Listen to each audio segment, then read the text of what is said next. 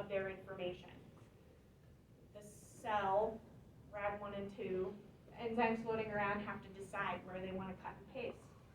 So we've decided to cut at this region and cut at this region to put variable region 3 next to joining region 3. And anything intervening here gets cut out. So the way that this gets cut out is this piece of DNA essentially will circularize back on itself and it will be degraded by DNases within the cell.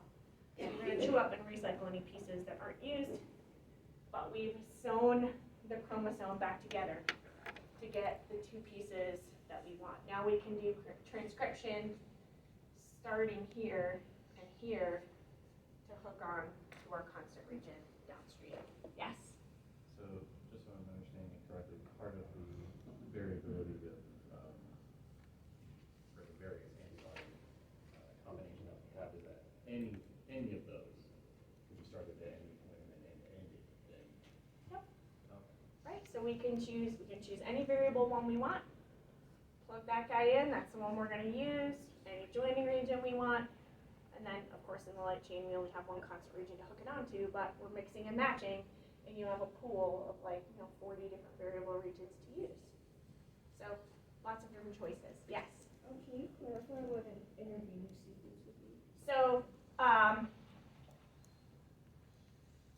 we've decided to join variable region 3 to joining region 3. And we don't want to use joining region 1 or joining region 2. We don't want that information, so we're going to cut it out. Yeah.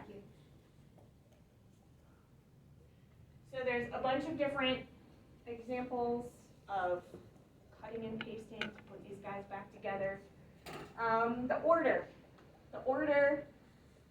for light chains, we join B and J, and then they get added on to their constant region.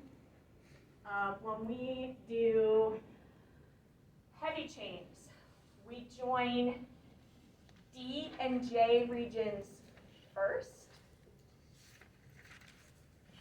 Then we clip on the variable region to the joined D and J.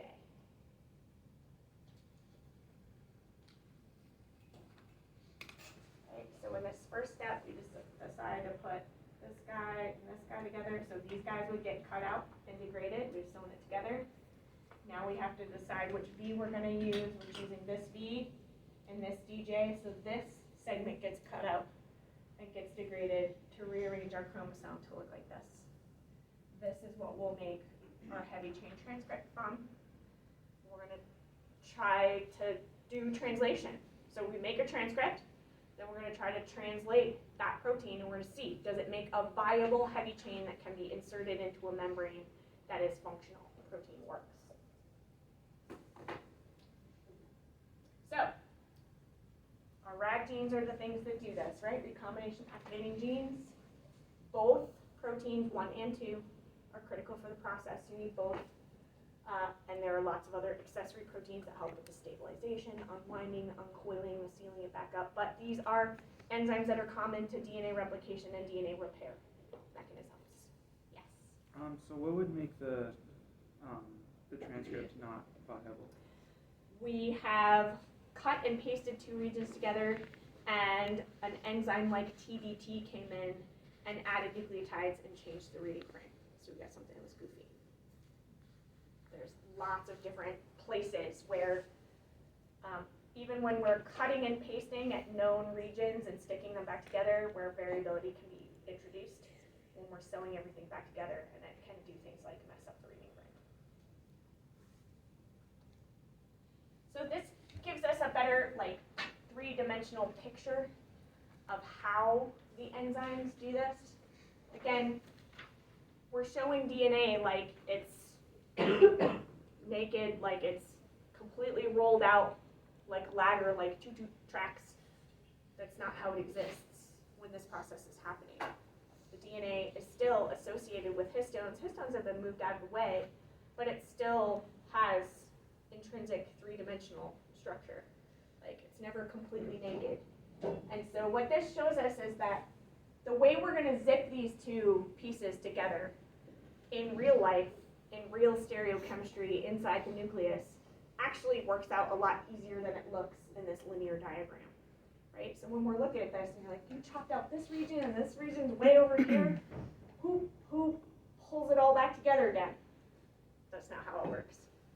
What happens is, when we're going to join the two regions together, they're actually in close proximity to each other because of the way DNA is coiled and wound. And so it's actually kind of easy for RAG and the accessory proteins to get those two ends close to each other, to clip them together, and to get everything sewn back together. This is what I mean about the intervening sequence. The stuff in the middle that we don't want to use usually ends up circularized, and then it gets degraded later on, so we recycle the nucleotides and use them for other stuff. But really, the DNA is coiled next to each other so that the regions that we want to join together are actually in close proximity. So you don't have to worry about, like, are there weird cytoskeletal events that are like holding tension on the DNA, pulling it, like is there some kind of molecular machine that helps grip everything back together? That doesn't need to happen. It's just more pictures of this structurally, molecularly. I'm not going to ask you to draw these structures. I'm not going to give you something that's unlabeled and be like, what's happening here? I think this is hard enough to think about conceptually, right?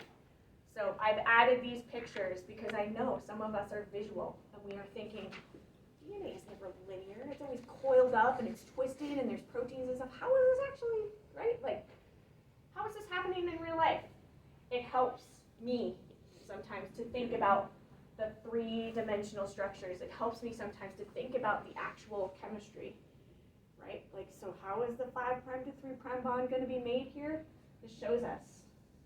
There's going to be a free hydroxyl on one side, there's going to be a free phosphate on the other side, and we're going to right back together to join where we need to join. The other cool part, the joining regions, the heptamer, nonamer sequences, when we rejoin the two regions back together, get cut out.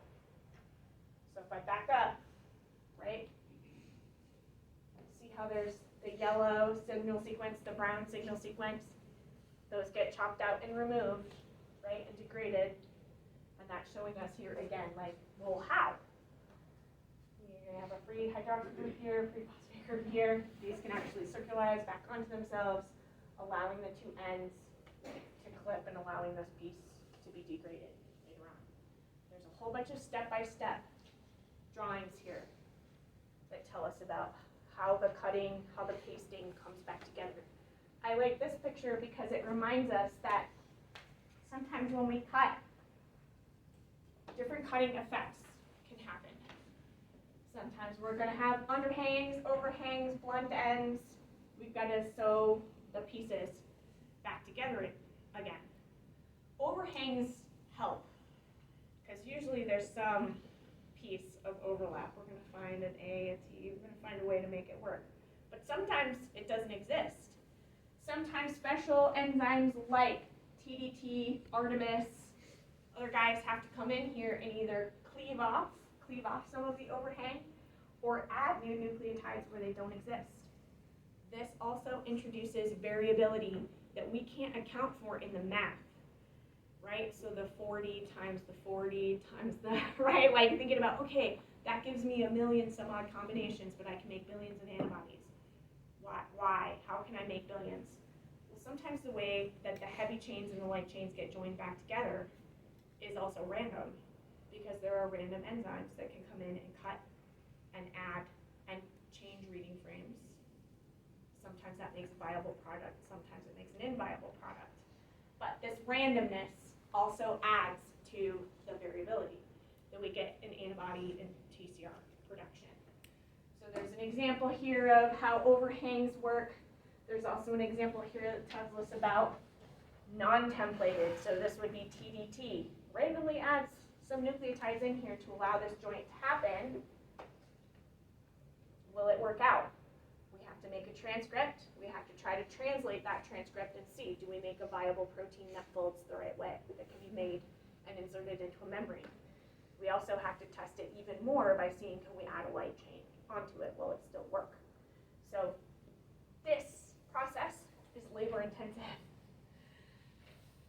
Most of the cells that we make don't survive this process. Most of the rearrangements that happen in our body don't work out. They make inviable proteins.